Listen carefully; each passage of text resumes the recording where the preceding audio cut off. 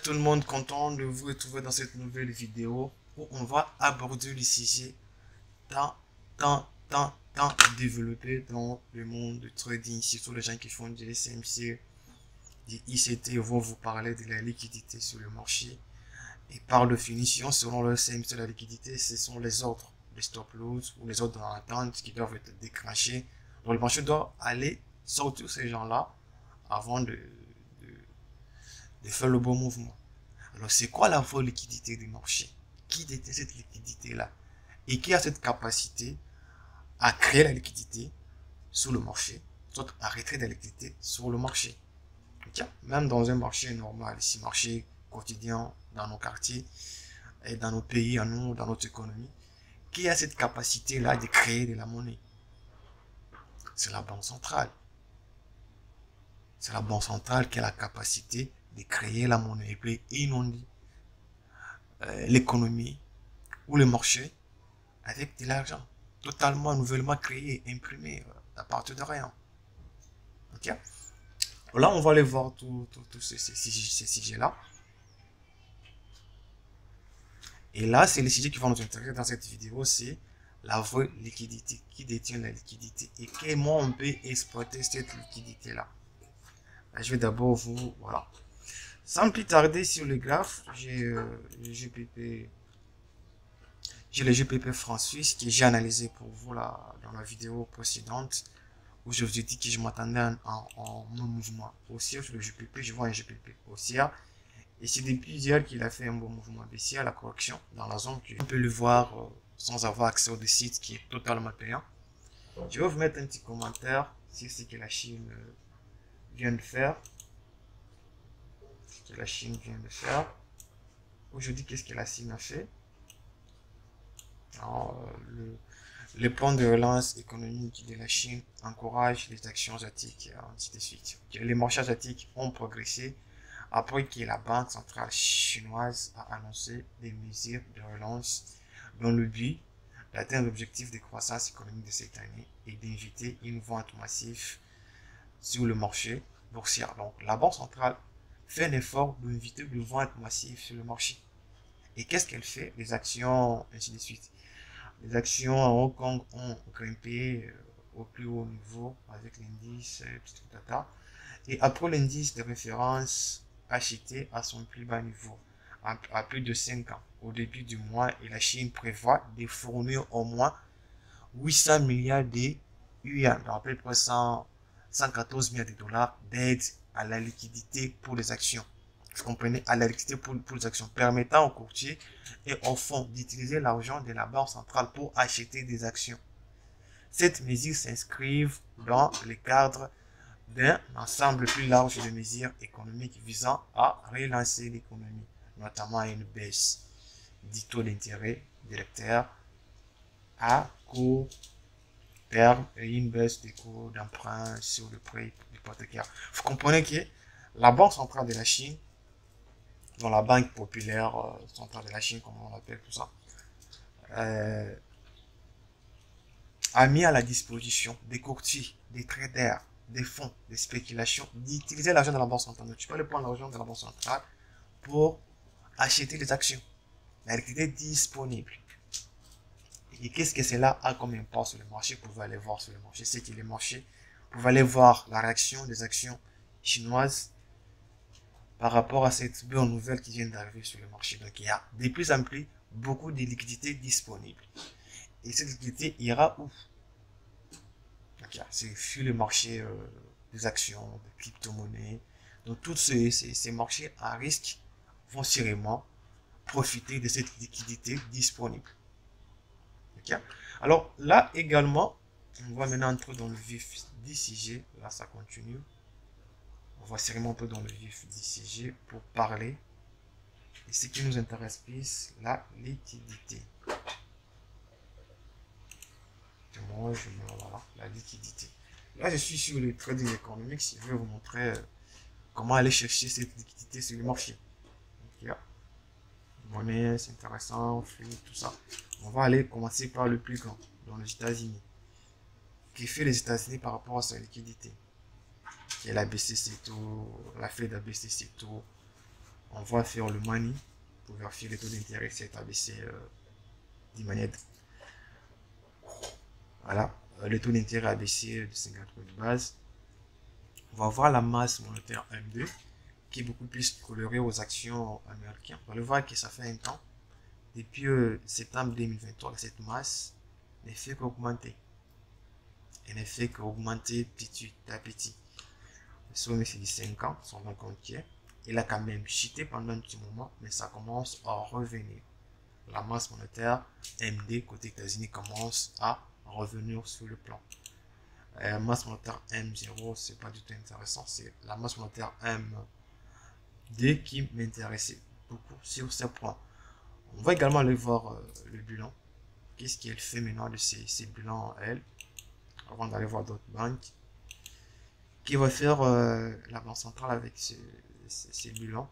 Est-ce qu'elle continue à faire chuter son bilan? Ouais. Elle continue à réduire son bilan.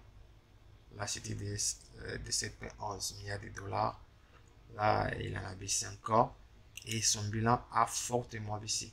Okay. Le bilan de la Fed a totalement baissé. Mais si on passe du 5 ans, on va se rendre compte que c'est pas assez. Okay. Depuis 2020, il y a eu autant d'argent qui a été injecté dans l'économie. Il y a des trucs qui ne fait une partie. Et du coup, on va vérifier ça. On va commencer à vérifier est-ce que le bilan de la Fed commence à grossir. Et si tel est le cas, c'est qu'il y a de plus en plus beaucoup d'argent sur le marché qu'il faut aller en profiter. Qu'il faut vraiment profiter et acheter des actifs qui vont profiter également de ces mouvements. Là, on va aller voir l'autre, c'est le Japon. On peut aller voir le Royaume-Uni, on peut voir la zone euro. Bon, je saute un peu de pays, je vais aller voir le Japon. C'est vraiment important, le yen, très important dans l'équilibre monétaire. On va voir la masse monétaire MD, qu'est-ce que ça fait? Au Japon, la masse monétaire MD, je prends un peu sur le graphique, c'est 3 ans. Question de voir un peu clairement de ce qui se passe dans 3 ans. Ok, vous allez voir que celle-là, elle ne fait qu'augmenter. La masse monétaire MD au Japon, il y a beaucoup de liquidités. Il y a un peu cette petite faiblesse là. Il y a beaucoup de liquidités sur le marché côté Japon. On va également aller voir toujours côté argent, le central. Voilà, on va voir ça. Pareil, les bilans dans la banque centrale du Japon ne fait qu'augmenter.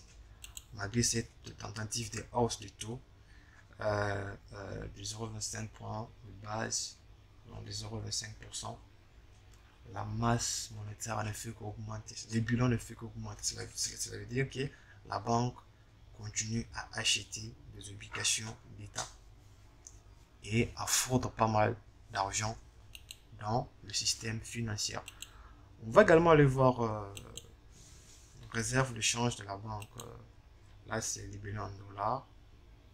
La réserve de change a tendance à chuter, on va voir. Ça fait un temps que la banque continue à intervenir sur le marché. Il est intervenu à plusieurs reprises pour lutter contre la faiblesse du yen et du coup, elle a planté pas mal de ses liquidités, de ses réserves de change en dollars américains. Alors, on voit également la Chine. C'est une vidéo informative. Et on ira sûrement sur le graphe pour vous montrer les indicateurs qui suivent à la loupe cette liquidité. On va voir la Chine. La Chine qui vient de tout faire pour lutter contre la déflation qui pointe le bout de son nez. J'avais parlé d'une déflation en Chine dans une de mes séances de coaching avec mes étudiants. Voir que c'est à peu près 4 mois depuis le mois de octobre 2023 qu'il y a eu 4 mois où la Chine était en déflation. La déflation n'est pas du tout bon pour une économie. Et la Chine fait tout pour créer une inflation.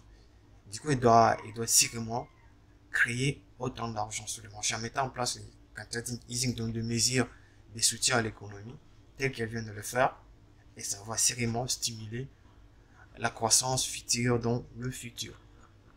Là, on revient encore, ça c'était pour question de vous montrer à quel point la Banque centrale est d'une importance capitale dans le système monétaire. On va aller voir sur les marchés la masse monétaire MD encore. MD. Et qu'est-ce qui s'est passé ici? MD en Chine fait quoi? Pouf! C'est tout un boom depuis septembre 2020 parce que la Chine est confrontée à ces problèmes de déflation depuis Covid-19. Parce qu'avec sa politique des zéro Covid, du coup, ça a donné naissance à tous ces problèmes. Okay? Alors ici, on va se rendre compte que la Chine ne fait que augmenter sa masse monétaire. M2 ne fait qu'augmenter. Et c'est cette masse monétaire qui est beaucoup plus colorée au marché boursier. On dit ceci de suite. On va voir le central bank chips ici. On va voir le bilan de la Banque centrale de Chine. Qu'est-ce qui s'est fait? Il faut toujours laisser les 3 ans question de voir. Il y a eu un moment où ça s'est vraiment creusé. Mais ça commence à reporter encore la hausse. Tout ceci. Là, on vient de voir quelques indicateurs de la masse monétaire qui ne fait qu'augmenter, que ce soit aux États-Unis, au Japon, en Chine. On peut aller voir en Europe, on peut aller voir dans d'autres pays. Et là, j'ai pris ces trois-là, mais je peux aller un peu plus loin que ça. Essayer de voir qu'est-ce qui se passe et creuser également sur le sujet. Là, je suis maintenant devant le compte général de la banque, les comptes général du gouvernement américain au niveau de la Fed, donc les comptes du trésor américain. Là, on peut voir à chaque fois qu'il y a beaucoup d'argent qui arrive. Les réserves repo, c'est quoi? Ce sont des soldes de banques commerciales à la banque centrale. Tiens, ce sont des soldes de banques commerciales à la banque centrale. Ils ont des comptes à la banque centrale. Et si celui-ci monte, augmente plus, cela montre que les gens commencent à économiser. Les banques économisent plus de l'argent parce que ça a toujours un retour sur investissement. Actuellement, c'est à 5%. Donc, tu mets ton argent à la banque centrale, dans ton compte à la banque centrale, tu réduis le liquidité sur le marché, tu le mets à la banque, c'est de l'argent qui ne faut rien, mais qui rapporte 5%.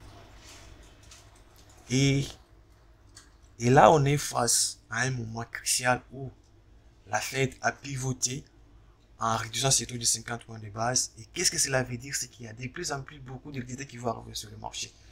Tant que la récession ne se pointe pas au bout de son nez, moi je vois les indices exploser à la hausse, les gold vont comment en profiter et le dollar pourra payer le prix. Surtout avec le mesure de relance de la Chine, ça va sérieusement impacter négativement le dollar. Actif, on peut prendre le Forex. Je vais aller sur le Forex. Ici, je prends le Forex of Change. Je peux prendre euro-dollar pour voir où se trouvent les banques. Les banques sont en achat ou en vente sur le dollar ou sur l'euro. Et là, on a les assets monétaires qui nous intéressent beaucoup plus parce que ce sont les institutions qui sont dedans. Et là, on a les spéculateurs, c'est pas du tout intéressant. Voilà, on peut aussi voir également là-bas. Mais ici, on va voir avec E. Du coup, il y a bleu ici, c'est long, qui sont beaucoup plus en achat. On voit que depuis jusqu'au 17, la semaine allant jusqu'au 17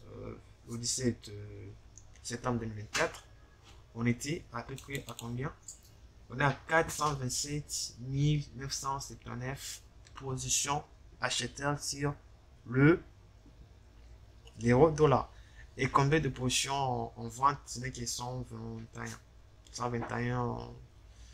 834. Et les positions nettes sont mentionnées ici. Là, nous sommes le 13. Là, on a le 17 septembre 2024. Les positions longues ici sont à combien? À 425. On vient de les voir de l'autre côté. C'est la même chose. Et les positions nettes longues, c'est de 306 139. Et là, ça peut être utile de savoir que voilà, ils sont beaucoup plus en longue ici. Vous pouvez comprendre que les assets monétaires font quoi? Ils sont en achat sur euro-dollar et vous ne pouvez pas vouloir les contrer. À vous de voir maintenant qu'est-ce qu'il faut faire en allant sur euro-USD. Voilà, c'est euro-USD. Vous voyez que ces gens-là, ils sont en achat. Ils sont en achat. Les components, quand on dit achat, ça veut dire quoi? À chaque point ici, il y a des stop loss ici, il y a des stop loss ici, il y a des stop loss ici, il y a des stop loss ici.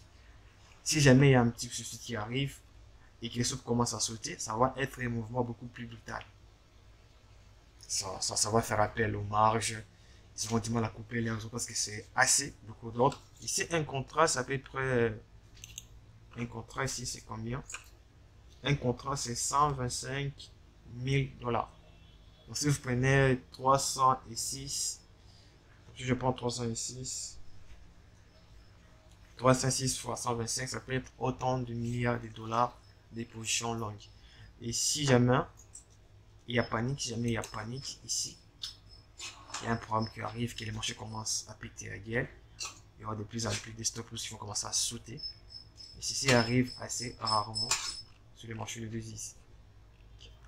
Là, je pense que je vous ai livré pas mal d'informations. Et ici, c'est pour la première fois que vous tombez sur nos vidéos, les gars. N'hésitez pas à vous abonner, ça va vraiment me faire du bien.